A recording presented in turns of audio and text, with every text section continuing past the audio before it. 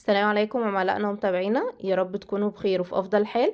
معكم مهندسة سارة من فريق الدعم الفني والإرشاد الحقلي لشركة المتحدون الدوليون للأدوية البيطرية. هنقل لحضراتكم تجربة حقلية جديدة باستخدام البرنامج الأورجانيك عائلة البيفاكتور والعلف السائل، ولكن على الأرانب.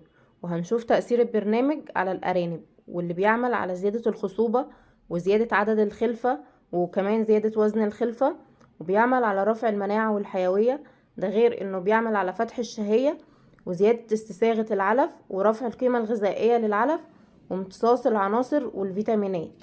كمان البرنامج الأورجانيك بيعمل على رفع معدل التحويل ورفع الوزن المكتسب، وكمان رفع نسبة التصافي في اللحم، غير انه بيقلل وبيعالج الإصابات المعوية والتنفسية. وهسيب حضراتكم دلوقتي مع الفيديو ورأي المربي. بسم الله الرحمن الرحيم. انا صاحب مزرعه ارانب، وسمعت عن شغل الاورجانيك وجبت منه البيوفاكتور السائل، وجبت الاورجانيك البودر. وبسم الله ما شاء الله، من يوم ما اشتغلت بيه لقيت في طفره في القطيع. اول حاجه بسم الله ما شاء الله، لقيت المناعه رفعت جدا في القطيع بالكامل.